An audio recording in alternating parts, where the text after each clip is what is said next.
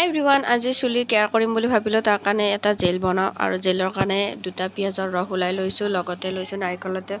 আপোনালোকে যি তেল ইউজ কৰে সেই তেল ল'লেই হ'ল। আৰু এয়া মই লৈছোঁ aloe vera gel. Fresh aloe vera gel ল'লে বেছি ভাল হয়, কিন্তু মোৰ তাতে নাই, সেয়া দোকানৰে লৈ লৈছোঁ। লগতে এয়া মৌ চুলিৰ চাইনটো বহুত ভাল কৰে, লগতে ষ্ট্ৰং কৰে। আৰু এয়া ভিটামিন ই টেবলেট। এই টেবলেটকেইটা স্কিন আৰু চুলিৰ কাৰণে বহুত ভাল হয়।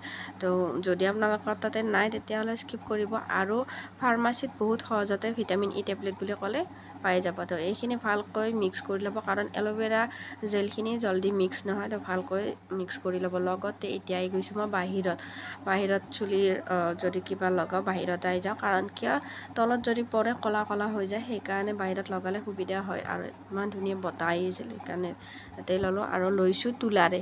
আপোনালোকে স্প্ৰে বটল আছে যদি তাতেও ইউজ কৰিব পাৰে, স্প্ৰে বটলতো ভাল হয়, কিন্তু মই তুলাৰে কমফৰ্টেবল হয়, তো তুলাৰে লগাই লৈছোঁ। আৰু ফাৰ্ষ্টতে গুৰিবিলাকত লগাই লৈছোঁ, কাৰণ কি আমাৰ গুৰিবিলাক ফাৰ্ষ্ট ডেমেজ হয়, সেইকাৰণেহে চুলি সৰি যায়। আৰু গৰমৰ দিনত চুলিবিলাক যেতিয়া ঘামি থাকে তেতিয়া আমাৰ গুৰিবিলাক ঢিলা হৈ যায়, আৰু তেতিয়া আমাৰ চুলিবিলাক সৰি যায়।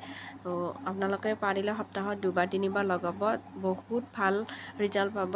মই ডেইলি নলগাওঁ, কিন্তু মাহৰ মূৰত হ'লেও এবাৰ লগাওঁ। আৰু যেতিয়াই লগাওঁ তেতিয়া ভিডিঅ' বনাওঁৱেই।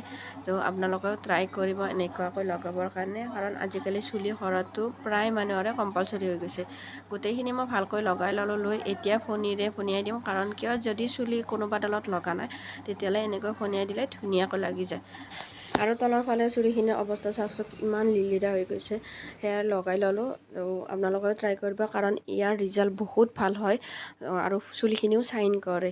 আৰু যদি ভিডিঅ'টো চাই ভাল লাগিছে, লাইক কমেণ্ট ছাবস্ক্ৰাইব কৰিব, লগতে শ্বেয়াৰ কৰিব। আৰু যদি পেজত চাই আছে প্লিজ ফ'ল' কৰি দিব। বাই।